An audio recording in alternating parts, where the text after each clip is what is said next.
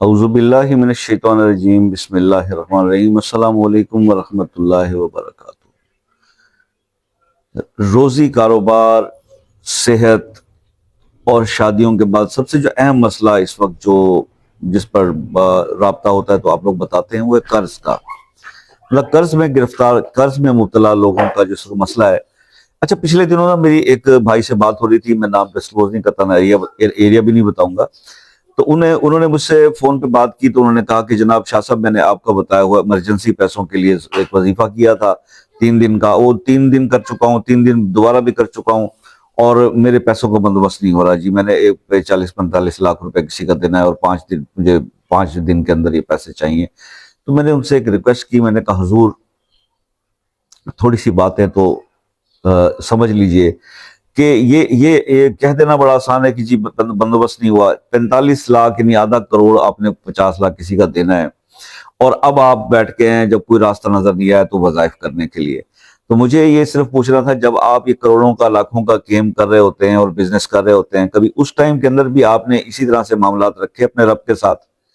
کیا اس وقت بھی اسی طرح سے وظائف، اس طرح سے نوافل، اس طرح سے فرائض کا خیال، اسی طرح سے اللہ کی راہ میں دینا، اپنے رب کو راضی رکھا؟ نہیں، جب آزمائش میں اور پکڑ میں آ گئے تو اب اللہ کو راضی کرنا ہے تو اب دیکھیے نا کہ وہ اس میں بھی تو آپ کی نیت، انٹینشنز کا بڑا وہ عمل دخل ہوتا ہے۔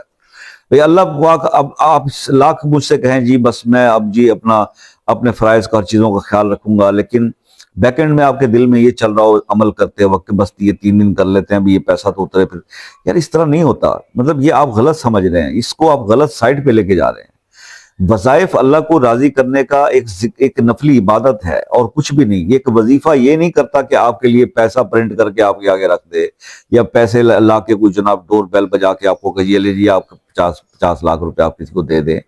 یہ تو صرف یہ ہے کہ ہم نے اپنے رازق کا ترلا کرنا ہے، اپنے مالک کا، اپنے خالق کی منت کرنی ہے، اس کو منانا ہے۔ ڈیفرنٹ ویز ہیں۔ ایک طریقہ یہ بھی ہے، یہ سارے کوئی وظائف نہ کریں، اپنے عمل سے راضی کر لیں اپنے رب کو۔ عمل کیا ہے؟ کچھ گڈ ڈیڈز کر لیں، کچھ ایسے اعمال کر لیں۔ یعنی آپ یہ دیکھیں کہ آپ بہت پریشان ہیں نا، کسی پریشانی حالت میں جا رہے ہیں، اور یہ واقعات بزرگوں کی کتابوں میں بنتا لکھے ہوئے ہیں سبق کے لیے نا۔ یہ آپ کو نصیحت آموز جو واقعات ہوتی ہیں یہ سبق کے لیے ہوتے ہیں نا، کہ ایک زخمی کتا بھی، اگر جانور بھی سڑک پر پڑا ہوا بے یار و مددگار، اور ایک آدمی انتہائی پریشانی کی حالت میں جا رہا ہے اور اس کے دل میں یہ خیال آتا ہے یار میری پریشانیاں گئی ایک طرف، یہ جو تڑپ رہا ہے اس کا کچھ کروں، تو اس کو اٹھا کے سائے میں ڈال کے پانی پلا کے اس کی کچھ مرہم پٹی کرتا ہے، اللہ پاک اس کے اس عمل سے ہی راضی ہو کے اس کی مشکلات بدل دے۔ اللہ ایسے شخص کی اگر کوئی ایک نیکی بھی انسان کی قبول کر لے تو وہ اس کے لیے زمین و آسمان کے خزانوں کے منہ کھول دے، وہ کھول سکتا ہے۔ ان اللہ علی کل شیء قدیر، اللہ ہر چیز پر قادر ہے، وہ کر سکتا ہے، لیکن کرنا کیا ہوگا؟ کچھ ڈیڈز کرنے ہوں گے۔ لیکن اگر آپ یہ سوچ رہے ہیں کہ میں یہ وظیفہ کروں گا اور اس وظیفے کے بعد جناب باہر سے بیل بجے گی اور بندہ بریف کیس نوٹوں کا بھرا ہوا دے جائے گا، تو پھر تو پورے لوگ، پوری دنیا جو ہے وہ بس یہ اسی پہ بیٹھ جاتی۔ ایسا نہیں ہوتا۔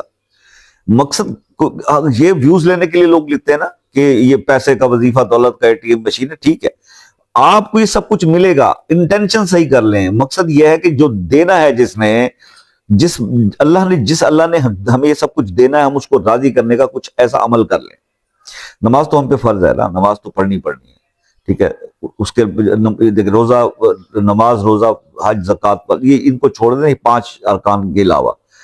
اب جو اضافی آپ پریکٹسز کریں گے، درود شریف کی کثرت، استغفار کی کثرت، میں نے بتایا تھا آپ کو درود پڑھنا بھی رزق کا ایک دروازہ ہے، استغفار بھی رزق کا ایک دروازہ ہے۔ اسی طرح سے جتنے بھی گڈ ڈیڈز آپ کرتے جائیں گے وہ سارے آپ کے کاؤنٹ کرتے ہیں۔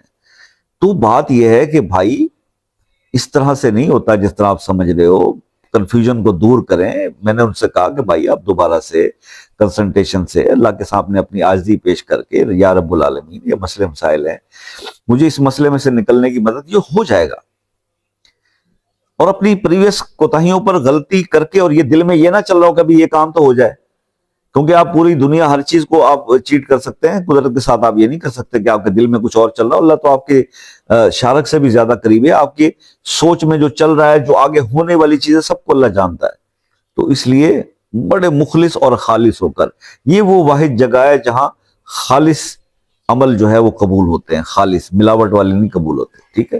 ایک چیز کلیئر ہو گئی. رسول اللہ صلی اللہ علیہ وسلم کی ایک دعا جو تعلیم فرمائی آپ نے کہ مشکل وقت میں پڑھا کرو, بڑی مشہور دعا, یا حیو یا قیوم برحمتک استغیث, یا حیو یا قیوم برحمتک استغیث. اللہ سے مدد مانگنا ہے. جو شخص میرا بہن بھائی قرض کے اندر گرفتار ہے, بڑی مشکل میں پھنسا ہوا ہے, قرض والے تقاضا کر رہے ہیں اور اس کے پاس دینے کا وہ, اچھا اس کا جو اس وظیفے کو اگر آپ اس طرح سے کرتے ہیں نا, سب سے بڑا بینیفٹ تو یہ ہوگا کہ وہ قرض جس نے آپ سے لینا ہے نا, پہلے تو وہ آپ کے ساتھ ریلیف کا معاملہ کرنا شروع کر دے گا, کیونکہ آپ اللہ سے مدد مانگ رہے ہیں, اور اللہ سے جب بندہ سچے دل سے مدد مانگتا ہے نا تو اللہ تعالیٰ اس کو مایوس نہیں کرتا, وہ فل اس کی مدد ہوتی ہے.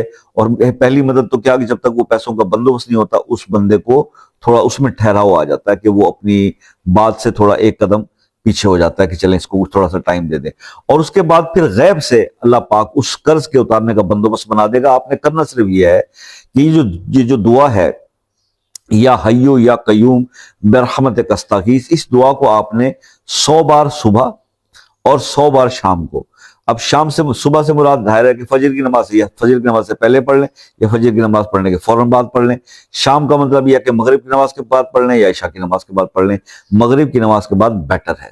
یہ ٹائم اس لیے بتانا ضروری تھا. اچھا اب ایک اہم بات جی, اول آخر درود شریف, یار یہ دیکھیں دعا کی قبولیت کی کے اوپر مہر لگ جاتی ہے اگر آپ پہلے بھی درود شریف پڑھ لیں درود ابراہیمی, اور اس کے بعد بھی درود ابراہیمی پڑھ لیں.